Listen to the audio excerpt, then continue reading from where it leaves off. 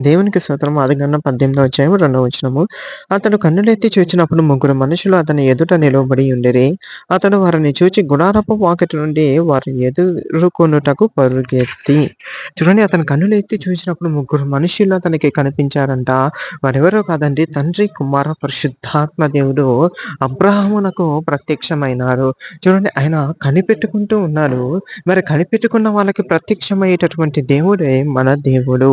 అతడు వారిని చూచి గుడారపు వాకిటి నుండి వాళ్ళని ఎదుర్కోవటానికి పరుగెత్తాడంట. మనం కూడా యేసుక్రీస్తు ప్రభు యొక్క సువార్త ఎక్కడన్నా జరుగుతున్నప్పుడు, మందిరానికెళ్ళేటప్పుడు, మరియు సభలకెళ్ళేటప్పుడు పరిగెత్తే వారిగా ఉండాలి. ఎందుకంటే అక్కడ పరిశుద్ధాత్మ దేవుడు యేసుక్రీస్తు ప్రభువు ఉంటారు.